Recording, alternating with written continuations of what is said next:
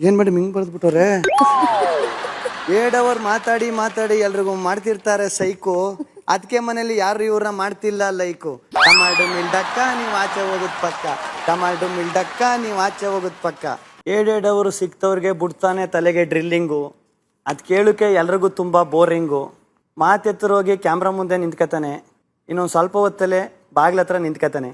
Tomato ಮಿಲ್ಡಕ್ಕ ಇವತ್ತು ಆಚೆ ಹೋಗುದ್ ಪಕ್ಕ, ಟಮಾಟೋ ಮಿಲ್ಡಕ್ಕ ಇವತ್ತು ಆಚೆ ಹೋಗುದ್ ಪಕ್ಕ. ಗಿಲ್ಲಿ ಅವರೇ, ಅವ್ರಿಬ್ರ ಬಗ್ಗೆ ಏನ್ ಸರ್ ನಿಮ್ಮ ಅನಿಸಿಕೆ? ಸತೀಶ್ ಅಣ್ಣಗೆ 200 ಕೊಲೆಸ್ಟ್ರಾಲ್ ಇತ್ತಂತ ಅಣ್ಣ, ಕರಗಿಸ್ಕೋಕ್ ಬಂದವ್ರಂತೆ. ಚಂದ್ರಪ್ರಭಣ ನಾನ್ ಡ್ರಿಂಕ್ಸ್ ಮಾಡಿದ್ದೆ ಬುಡುಕ್ ಬಂದ. ಏನ್ ರಿಯಾ ಬಣ್ಣ ಇದು?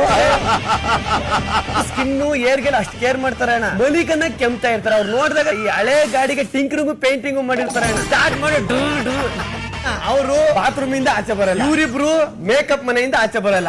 ಇವರು ಮಹಾರಾಣಿಯನ್ನು ಪೀಲಿಂದ ಆಚೆ ಬರಲ್ಲ.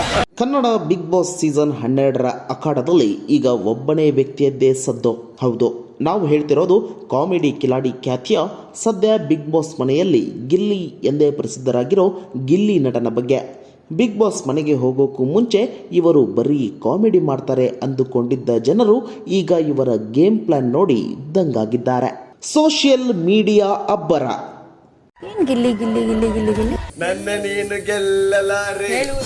ಗಿಲ್ಲಿ ನಟ ಕೇವಲ ಮನೆಯ ಒಳಗಡೆ ಅಷ್ಟೇ ಅಲ್ಲ, ಮನೆಯ ಹೊರಗಡೆನೂ ಸಹ ದೊಡ್ಡ ಇತಿಹಾಸ ಸೃಷ್ಟಿ ಮಾಡ್ತಿದ್ದಾರೆ ಎನ್ನಬಹುದು. ಇನ್ಸ್ಟಾಗ್ರಾಂನಲ್ಲಿ ಗಿಲ್ಲಿ ನಟನ ಅಕೌಂಟ್ ಈಗ ಬೆಂಕಿಯಂತೆ ಉರಿಯುತ್ತಿದೆ. ಬಿಗ್ ಬಾಸ್ ಮನೆಗೆ ಕಾಲಿಡುವಾಗ ಗಿಲ್ಲಿಯ ಇನ್ಸ್ಟಾಗ್ರಾಂ ಫಾಲೋವರ್ಸ್ ಸಂಖ್ಯೆ ಇದ್ದದ್ದು ಕೇವಲ 1,04,000 ಮಾತ್ರ.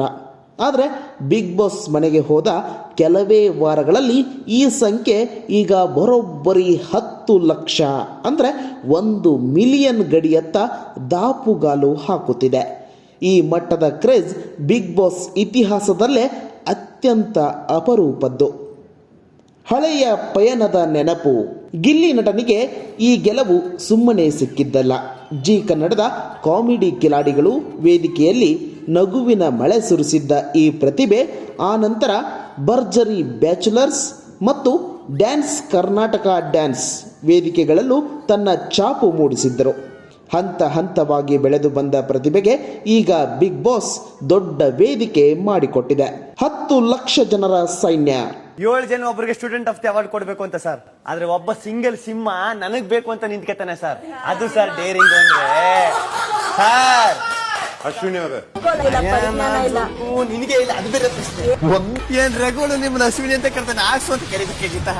ಅಶ್ವಿನಿ ಮೇಡಮ್, ನಿಮ್ ಮಿಂಚಿಲ್ ಏನಾರ ಏ ಅಂತ ಇದ್ದೀರಿ, ಏ ಅಶ್ವಿನಿ ಮೇಡಮ್ ಅಂತ ಕರೀತಿ. ಈಗ ಗಿಲ್ಲಿ ಪರವಾಗಿ ಮತ ಹಾಕಲು ಬರೋಬ್ಬರಿ 10 ಲಕ್ಷ ಜನರ ದೊಡ್ಡ ಪಡೆಯೇ ಸಿದ್ಧವಾಗಿದೆ. ಗಿಲ್ಲಿ ಮಾತು, ಹಳ್ಳಿ ಸೊಗಡಿನ ನಡವಳಿಕೆ ಮತ್ತು ಟಾಸ್ಕ್ನಲ್ಲಿ ತೋರುವ ಆಕ್ರಮಣಕಾರಿ ಬುದ್ಧಿ ಜನರಿಗೆ ಸಖತ್ ಇಷ್ಟವಾಗ್ತಿದೆ.